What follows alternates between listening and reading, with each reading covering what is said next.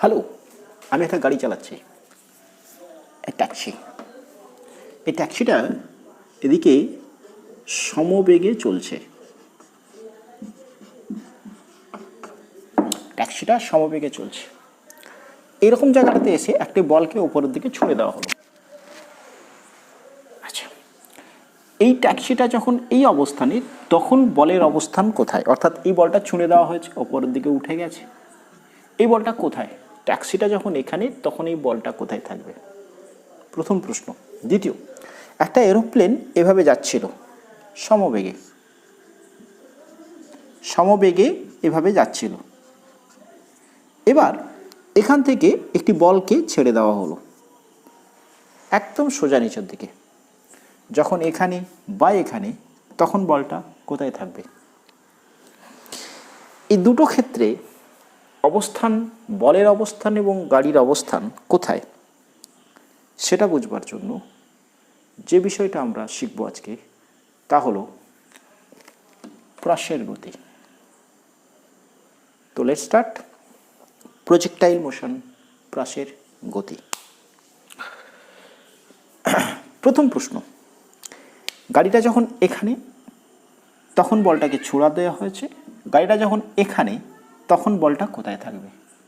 বা গাড়িটা যখন এই অবস্থানে,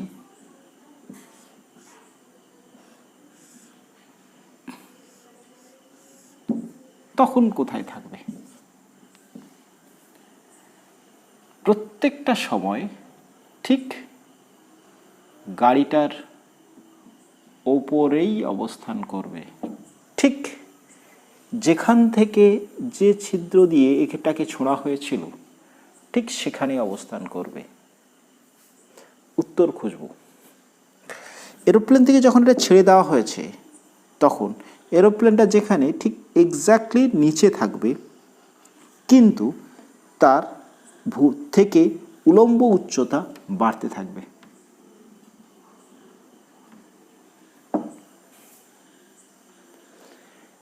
এই অবস্থান বা এই অবস্থান দুটোতেই কিন্তু কন্ডিশন একটা, গাড়ি কিন্তু বা এরোপ্লেন কিন্তু সমবেগে চলতে হবে।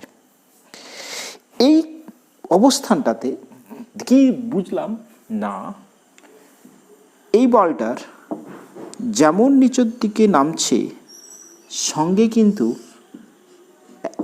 এই রকম দিকেও গতিশীল আছে। অর্থাৎ এই গতিটা হচ্ছে উলম্ব গতি এবং এই গতিটা হচ্ছে গিয়ে অনুভূমিক গতি। অর্থাৎ এই বলটার দুটো গতি থাকছে, উলম্ব এবং অনুভূমিক। ঠিক একই রকম এই গাড়িটা যেমন এদিকে, অর্থাৎ গাড়িটার শুধুমাত্র অনুভূমিক গতি থাকছে, কিন্তু এই বলটার দুটো গতি থাকছে, এক উলম্ব এবং অনুভূমিক। এই জাতীয় গতিকে আমরা বলি 2D মোশন।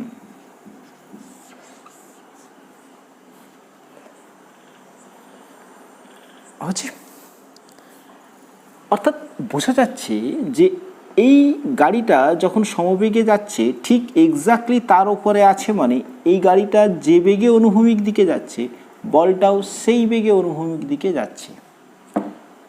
কিন্তু উলম্ব উচ্চতার হ্রাস বৃদ্ধি করছে।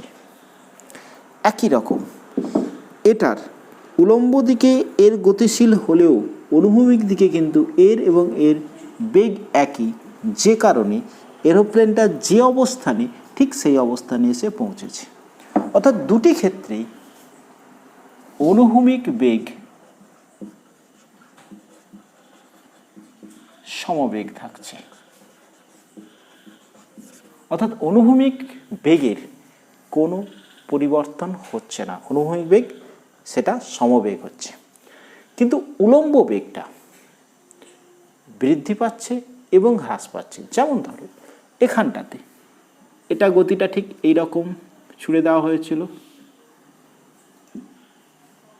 অর্থাৎ ওপরের দিকে এবং নিচের দিকে, অর্থাৎ বেগটা একটা সময় উপরের দিকে বৃদ্ধি পেতে হ্রাস পেতে পেতে শূন্য হয়েছে, আবার নিচের দিকে বাড়ছে।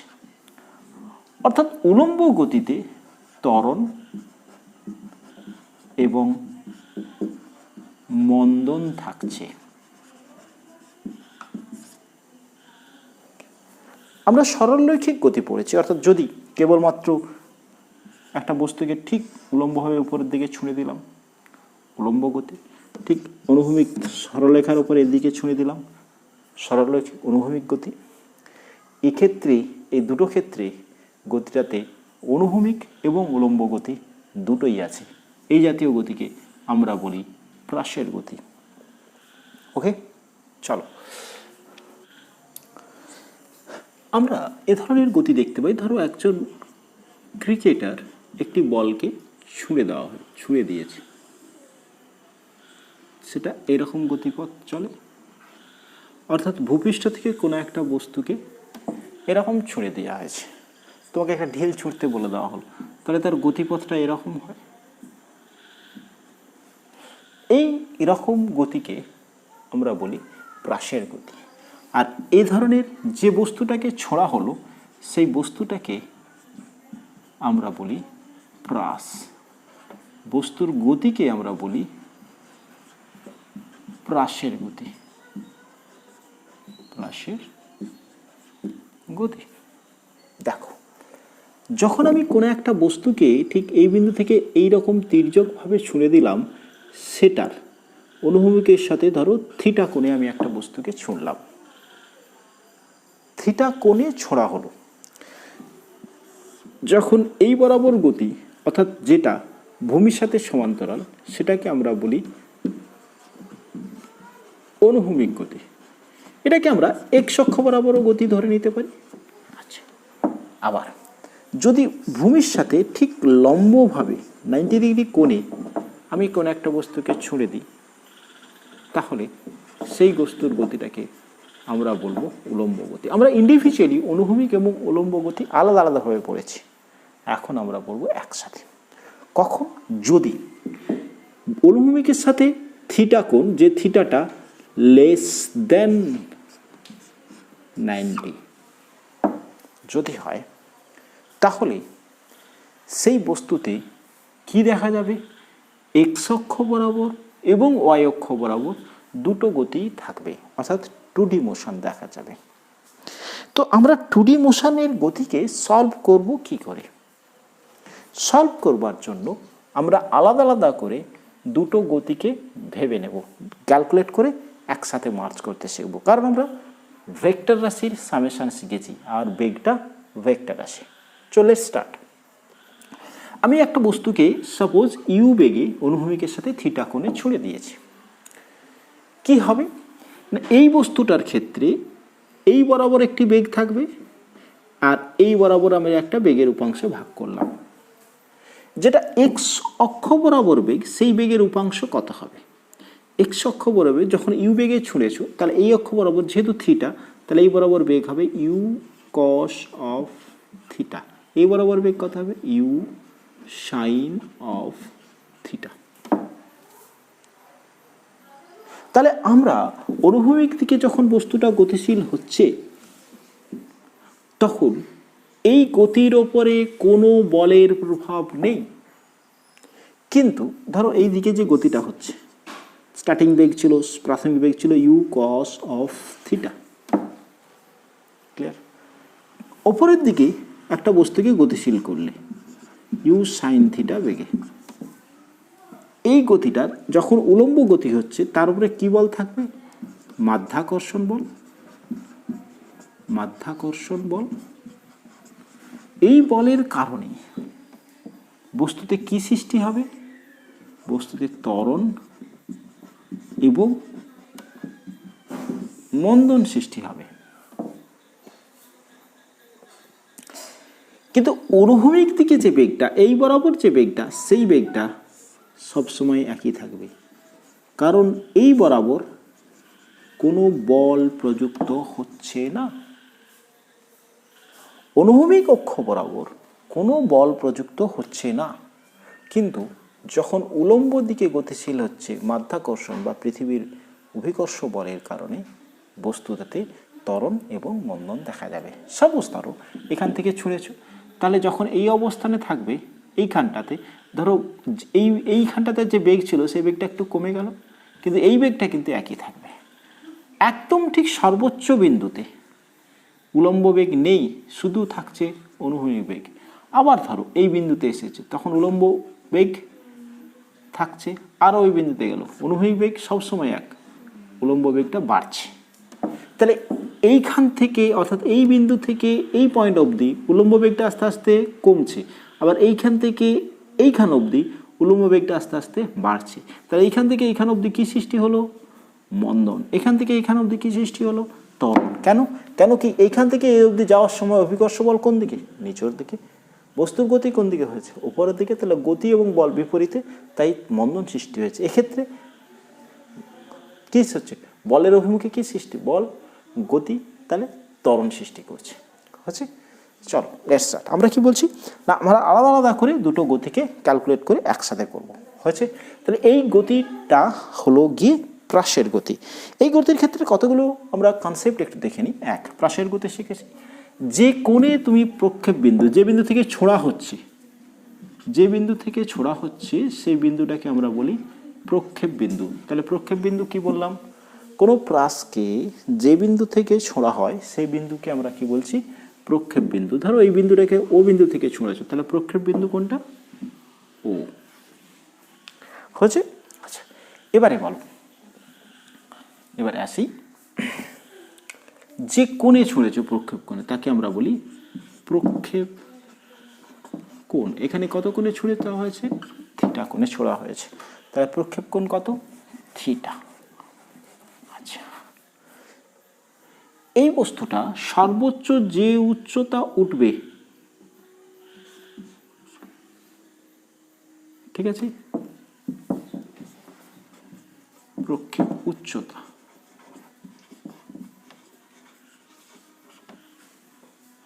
এইচ দ্বারা প্রকাশ করো। ও থেকে ছুঁড়েছো, সে বস্তুটা এসে এতে আবার ভূমি স্পর্শ করেছে। তাহলে কোন বিন্দু থেকে ভূমি থেকে ছুঁড়েছিলে? ও বিন্দু থেকে। ভূমি স্পর্শ করছে কোন বিন্দুতে? এই বিন্দুতে। তাহলে এখান থেকে এই বিন্দুতে, অর্থাৎ যতটা হাওয়াতে থাকাকালীন যতটা দূরত্ব কভার করেছে অনুভূমিক দিকে, অনুভূমিক, ও এটা কোন দিক? অনুভূমিক দিকে। সেটাকে আমরা বলি প্রক্ষেপ সীমা। এটাকে আমরা প্রকাশ করব আর দ্বারা। আচ্ছা, এখান থেকে ছুঁড়েছিলে, এখানে এসে ভূমি স্পর্শ করেছিল, কতক্ষণ বায়ুতে ছিল? সেটাকে আমরা বলবো উড্ডয়ন কাল। উড্ডয়ন কাল, যেটাকে আমরা টি দ্বারা প্রকাশ করব। চলো রিপিট করি। যেটাকে ছুঁড়ছো সেটাকে আমরা কি বলছি? প্রাস।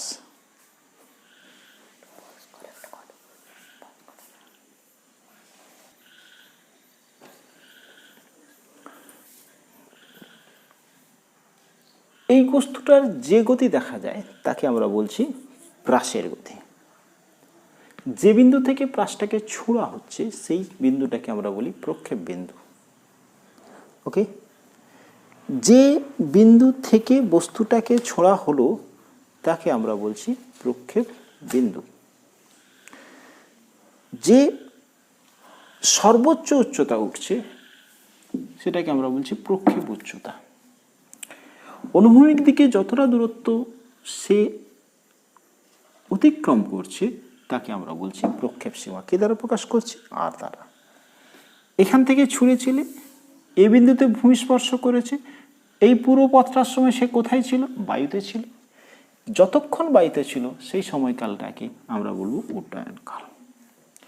এই প্রত্যেকটা ডিরেকশন আমরা প্রথমত ক্যালকুলেট করব, প্রত্যেকটা হিসাব আমরা করব। কি কি? প্রথম, প্রক্ষেপ কোণ কত? থিটা। আমরা কি বলেছি?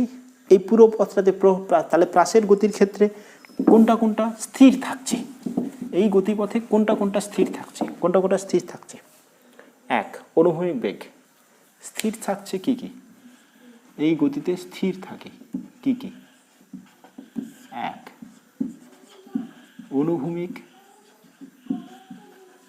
বেগ, আর কি স্থির থাকে? 2 ত্বরণ, ত্বরণের মান সর্বদা স্থির থাকে।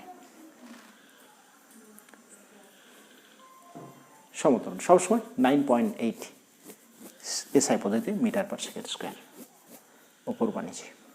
আচ্ছা, প্রথমত তাহলে প্রক্ষেপ উচ্চতা কোন দিকে যাচ্ছে? কভার করছে উলম্ব। তাহলে প্রক্ষেপ উচ্চতা মানে উলম্ব দিকে কতটা উচ্চতা যাচ্ছে আমরা ক্যালকুলেট করব। উলম্ব দিকে কতটা উচ্চতা যাচ্ছে, সর্বোচ্চ কত, সর্বোচ্চ উচ্চতা যাচ্ছে। আচ্ছা, কত সর্বোচ্চ উচ্চতা যাচ্ছে, যেটাকে আমরা কি বলবো, এইচ দ্বারা ডিফাইন করব। সর্বোচ্চ উচ্চতা এইচ যাচ্ছে। আচ্ছা, বলো ও বিন্দুতে, ওতে প্রাথমিক বেগ, প্রাথমিক উলম্ব বেগ কত?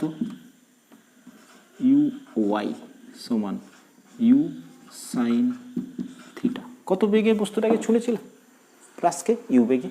তাহলে উলম্ব দিকে তার বেগ কত? যেহেতু থিটা প্রক্ষেপ কোণ, তাহলে উলম্ব দিকে প্রাথমিক বেগ ইউ সাইন থিটা। অন্তিম বেগ কত? অন্তিম বেগ কত? V y is equal to 0। কত উচ্চতায়? ওই সময় কত উচ্চতা সে কভার করছে? আমরা ধরে নিচ্ছি এইচ উচ্চতা কভার করছে। এই পথে, উলম্ব পথে ত্বরণ কত? বা মন্দন কত? অভিকর্ষজ ত্বরণের সমান। অভিকর্ষজ ত্বরণ সমান কত? জি। অভিকর্ষজ ত্বরণের সমান, সমান কত? জি। তাহলে আমাকে নির্ণয় করতে হবে এইচ।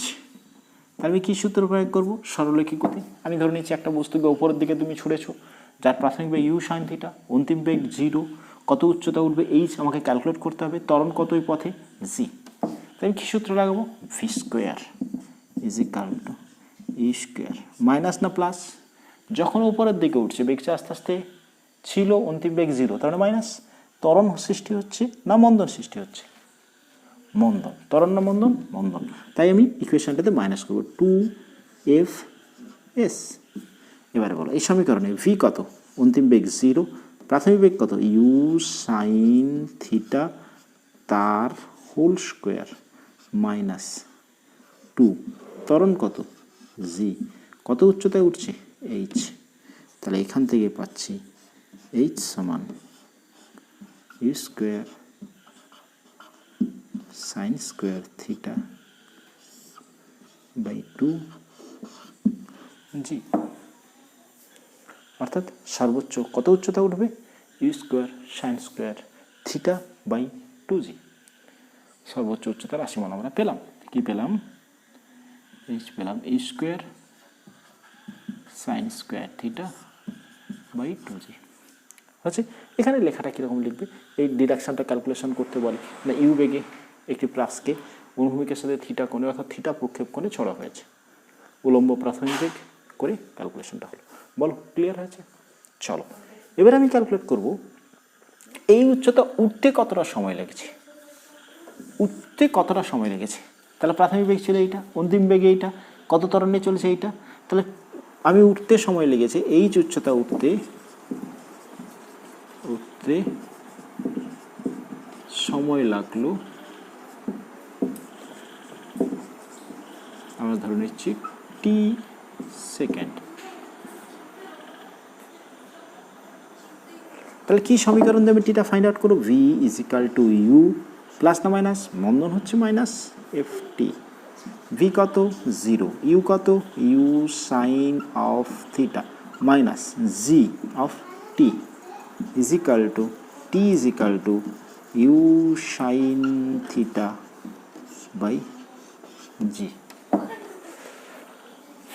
তাহলে উঠতে কত সময় লেগেছে? টি সময়। এখান থেকে এই উচ্চতা উঠতে টি সময় লেগেছে।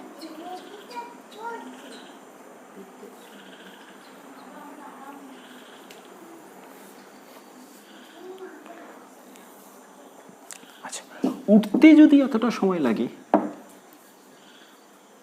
নামতে কতটা সময় লাগবে? সেম সময় লাগবে।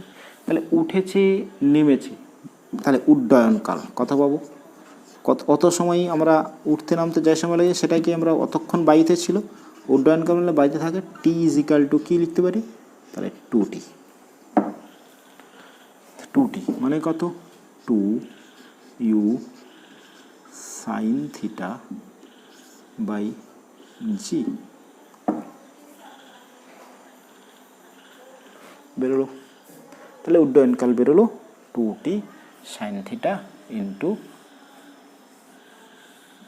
জি। এটা বুঝেছো? করেছো? নোট ডাউন করেছিলে? না হলে বস করে ব্যাকে গিয়ে নোট ডাউন করো। আচ্ছা, আমরা বের করলাম কত সময় বাড়িতে থাকবে, অর্থাৎ উড্ডয়নকালটা বের করলাম 2u sin থিটা বাই জি। এবারে প্রক্ষেপ সীমা মানে কোনটা? প্রক্ষেপ সীমা মানে কোনটা? কত দূরত্ব? না ও এ দূরত্ব। ওই দূরত্বটাকে আমরা বলছি প্রক্ষেপ সীমা। আমরা এবার প্রক্ষেপ সীমা ক্যালকুলেট করব। কি নির্ণয় করব? প্রক্ষেপ সীমা। এই পুরো পথের মধ্যে কি একই থাকছে বলছি? অনুভূমিক বেগ। তাহলে অনুভূমিক দূরত্ব গেছে ও এ, এটা কোন দূরত্ব? অনুভূমিক দূরত্ব। তাহলে অনুভূমিক দূরত্ব যাচ্ছে মানে এটা কোন বেগে গেছে? এই বেগটা কি ছিল? ইউ কস থিটা, প্রাথমিক বেগ। পুরো পথটা যেহেতু একই থাকছে, সমবেগে চলছে, তাহলে ও থেকে এ পর্যন্ত সবসময় বেগটা কত থাকছে? U cos theta. তাহলে সমবেগে চলমান বস্তুর ক্ষেত্রে এস নির্ণয় করতে গেলে s equal to v t. V কি? সমবেগ। টি কি? যে সময়ে এতটা গেছে। কত সময় গেছে? না উঠতে টি নামতে টি, উড্ডয়নকাল সময়কালে যতটা গেছে, যত সময় বাড়িতে ছিল, যে সময়টা বাড়িতে ছিল সেই সময়কালেই ও থেকে এ পর্যন্ত গেছে। তাহলে এখানটা থেকে প্রক্ষেপ সীমা আর, ওয়ে মানে আর ইজিক্যাল টু কী করবো? ইজিক্যাল টু করবো ভি। ভি মানে কত? কোন বেগটা একই থাকছে? U cos of theta into t. That's উড্ডয়নকাল সমান কত পাচ্ছি?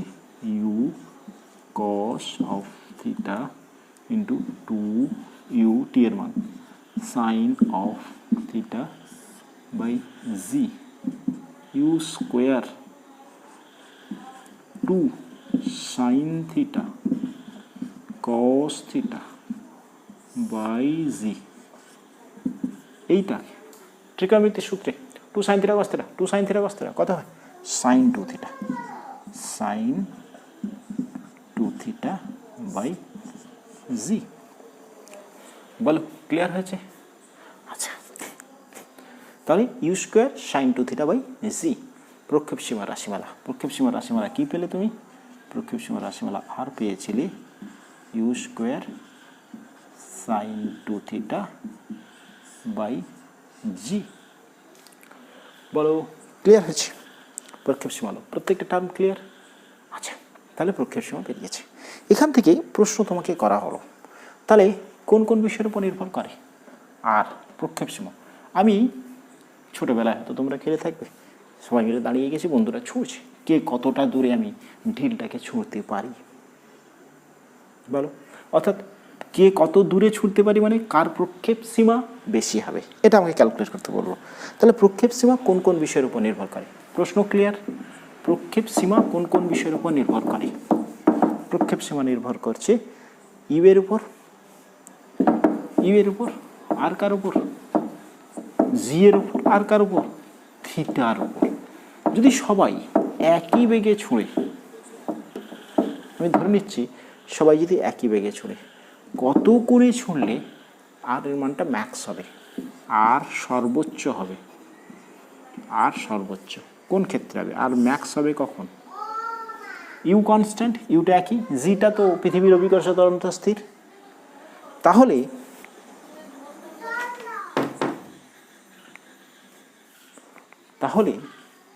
আমাদের ক্ষেত্রে সাইন 2 থিটাটা ম্যাক্সিমাম হলে সাইন 2 থিটার সর্বোচ্চ ভ্যালু কত? 1। ম্যাক্স হবে যদি sine two theta equal to 1 হয়, sine two theta equal to 1 মানে কত, সাইন 1 ভ্যালু কততে, 90-তে। তাহলে sine two theta equal to 90, that is two theta equal to 90, that is theta equal to 45 degree. প্রশ্ন কি, যে একই প্রক্ষেপ বেগ নিয়ে ছোড়া বস্তুর মধ্যে কত কোণে ছুঁড়লে সর্বোচ্চ প্রক্ষেপ সীমা হবে যদি সেটাকে 45 ডিগ্রি কোণে ছোঁড়া হয়। ক্লিয়ার প্রশ্নটা? এবারে বলছি আরেকটি ডিডাকশন, আমরা পেয়েছি আর, আমরা পেয়েছি এইচ অর্থাৎ সর্বোচ্চ উচ্চতা এবং প্রক্ষেপ সীমা, এদের অনুপাতটা নির্ণয় করতে চাই। চলো নির্ণয় করে দেখি। চলো এখানটাতে মুছলাম। আমরা কি বলছি এরপরের প্রশ্ন, এই প্রশ্নটা ক্লিয়ার হয়েছে? চলো এরপরের প্রশ্ন আমাকে বলা হচ্ছে এরকম একটা ডিডাকশন যে আর বাই এইচ কত ভ্যালু বেরোচ্ছে, এটা প্রুফ থাকে, ভ্যালু ফাইন্ড আউট করো। আর কত পেয়েছো, u square sine two theta by g. H কত পেয়েছো, u square sine square theta by 2g। U square ने यू स्क्वायर को मार डाला, साइन टू थीटा মানে এটা 4 ছিল, সরি একটু দেখে নিই, স্টেপ জাম্প করবো না। জি ने जी को मार डाला, তাহলে সাইন টু থিটার সমান লিখতে পারি sine theta two sine theta cos theta. Any confusion? আর এই টুটা ছিল ইন্টু 2, আমি 4 লিখে দিয়েছিলাম। নিচে হচ্ছে সাইন স্কোয়ার থিটা, একটা সাইনকে কেটে যাচ্ছে, sine by cos that is equal to cot, তাহলে tan cot theta r by h, বা এটাকে আমরা করতে পারি 4 বাই ট্যান থিটা, অর্থাৎ থাকে আর tan theta is equal to 4h। Prove করো, এরকম প্রশ্ন থাকে। বা r by h is equal to cot theta, এটা প্রুভ করো। বা theta is equal to 4h tan inverse 4h by r, মানে এরকমও দিতে পারি কখনো কখনো। ও prove that theta is equal to tan inverse 4h by r. বলো ক্লিয়ার হয়েছে? এই ডিরেকশনগুলো থাকে। এরপরে আমরা তো খুব সহজে দেখালাম এরকম একটা পথ হচ্ছে, যে আমরা পথে যাবে। সায়েন্টিফিক্যালি এটাকে প্রুভ করে দেখাতে হবে যে এরকম একটা পথ সে অবলম্বন করে, এরকম একটা পথ সে অবলম্বন করে। চলো প্রশ্নটা কি, আমাকে প্রশ্নটা কি দেওয়া হলো, প্রশ্নটা কি বলে দেওয়া হচ্ছে, আচ্ছা এটাকে একটু মুছে নে। আমাকে বলা হচ্ছে প্রাসের গতিপথ কিরূপ তা নির্ণয় করো। প্রাসের গতিপথ নির্ণয়।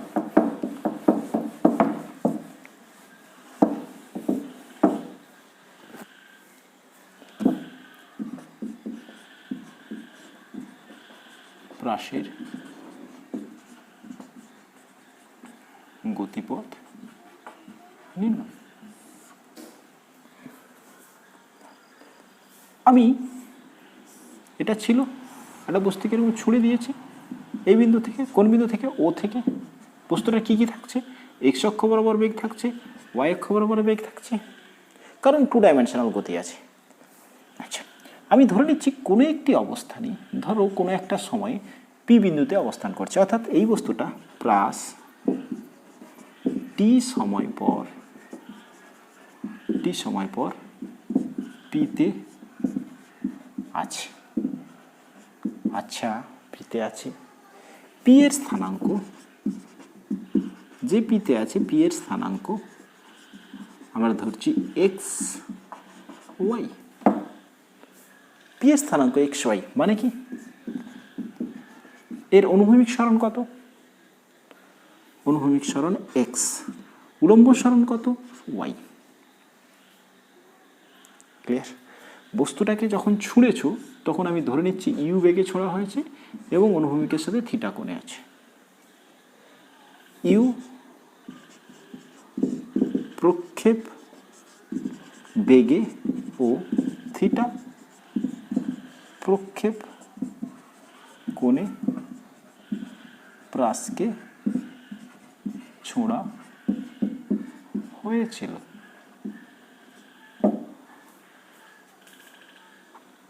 ক্লিয়ার? তবে তাহলে টি সময় পরে অনুভূমিক সরণ হচ্ছে এক্স, উলম্ব সরণ হচ্ছে ওয়াই। এটা হচ্ছে অনুভূমিক সরণ, এটা উলম্ব সরণ। আচ্ছা বলো, প্রাথমিক উলম্ব বেগ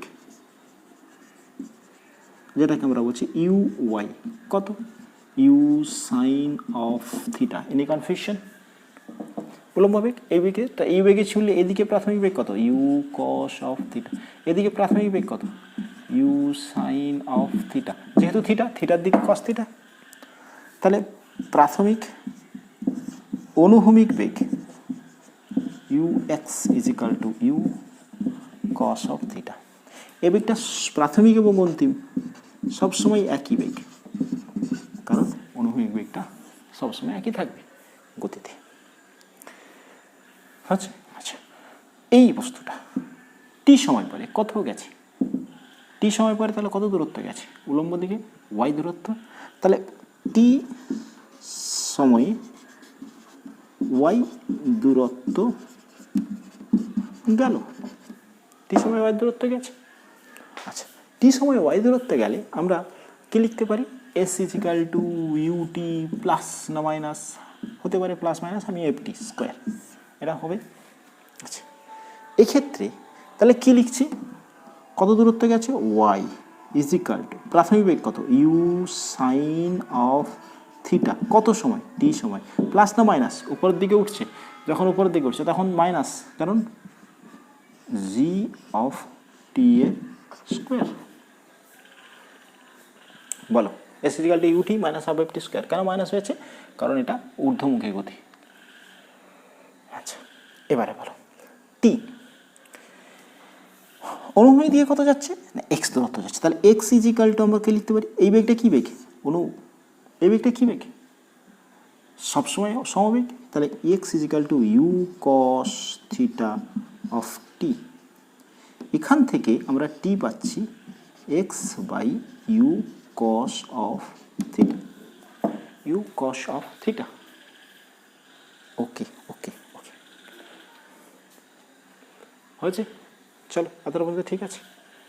তাহলে টি সময় দূরত্ব এটা, টি সময় দূরত্ব, টি কত পেয়েছি? এটা। চলো এখানটাতে চলে আসি, এখানটাতে চলে আসি। আমরা পেলাম কি পেলাম? আমরা পেলাম y is equal to theta. ওইখানটাতে যে টি এর ভ্যালু পেয়েছি, আমরা টি এর ভ্যালু ক্যালকুলেট করছি। ওয়াই সমান u sine of theta. T কত পেয়েছি?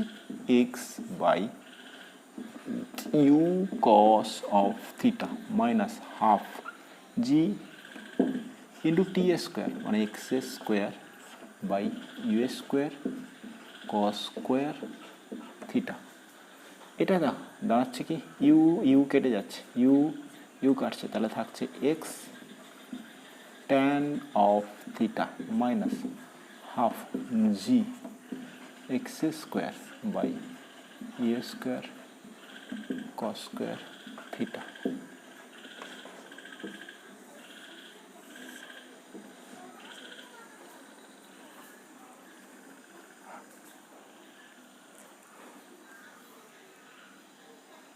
হয়েছে? দেখো, আমরা এইরকম একটা সমীকরণ পেয়েছি, y is equal to a x plus b x square, এই জাতীয় সমীকরণ। এটা হচ্ছে গিয়ে একটা অধিবৃত্তের সমীকরণ, অধিবৃত্তের সমীকরণ, অধিবৃত্তের সমীকরণ। এখানে কোনো একটি অবস্থানে প্রাসের গতির দুটো কোঅর্ডিনেটস আমরা ধরে নিয়েছিলাম এক্স ওয়াই, তাদের মধ্যে যে সম্পর্কটা পেলাম সেই সম্পর্কটা এই সমীকরণের সমতুল্য। তাহলে গতিপথটা কেমন হবে? গতিপথটা হবে অধিবৃত্তাকার। গতিপথটা কেমন হচ্ছে, যেহেতু y equal to x plus b x square সমীকরণের সমতুল্য, তাই গতিপথটা কেমন আমরা করব, অধিবৃত্তাকার হয়েছে। আচ্ছা, এই সমীকরণটাকে আরেকটা ডিরেকশানে আমরা একটু করে দেখাবো, যে ডিরেকশানটা থেকে আমরা অনেক সময় প্রবলেম থাকবে, ইকুয়েশনটাকে একটু চেঞ্জেস করে দেখাচ্ছি। চলো, নোট ডাউন হয়েছে, পজ করে নোট ডাউন করো, আমরা দেখাচ্ছি।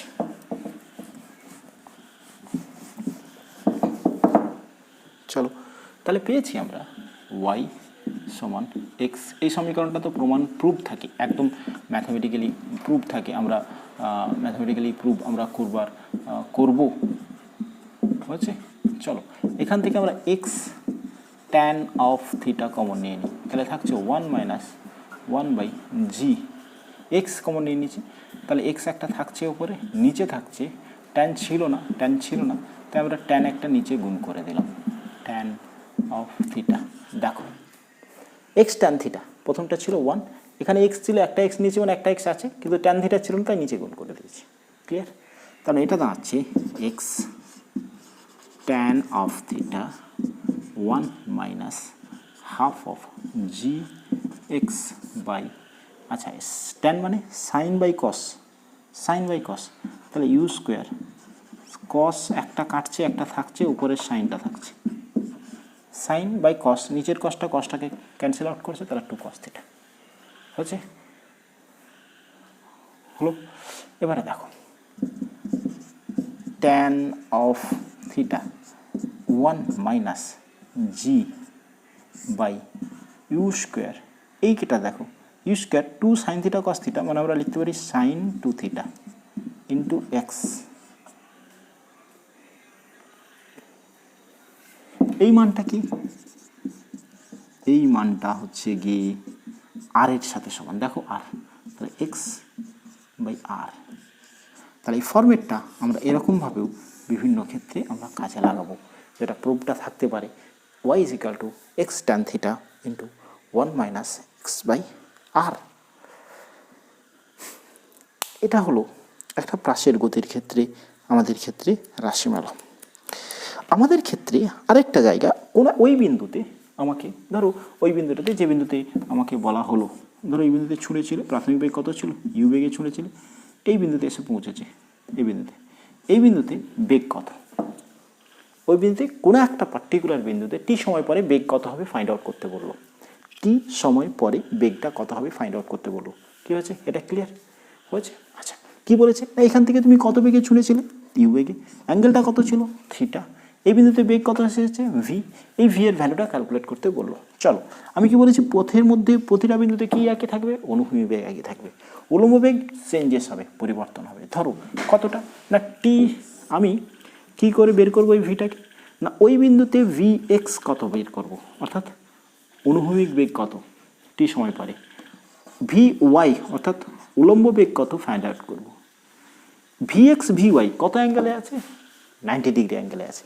তাহলে তার লব্ধিটা নির্ণয় করবো কীভাবে, তার লব্ধিটা নির্ণয় করবো ভি এক্সের square plus v y square হিসাবে। তাহলে এই বিন্দুতে যখন এসছে তখন আগে বলো ভি এক্স কত, ভি এক্স মানে সবসময় অনুভূমিক বেগ একই থাকে, তাহলে ছোঁড়ার সময় বেগ কত ছিল, u x, u cos of theta, এটা একই থাকছে। প্রাথমিক বেগ অন্তিম বেগ সমান অনুভূমিক দিকে। এবারে আসছি উলম্ব দিকে, v x y equal to কী লিখব, u y minus g of t, তাহলে কি u cos of sorry u sine theta minus g of t, পেয়ে গেলাম ভি ওয়াই। তাহলে ভি কত পাবো, ভি ইজিক্যাল টু পাচ্ছি রুট ওভার অফ ভি এক্সের স্কোয়ার প্লাস ভি ওয়াইয়ের স্কোয়ার, তাহলে পাচ্ছি root of u square cos square theta plus u sine theta minus g t তার হোল স্কোয়ার।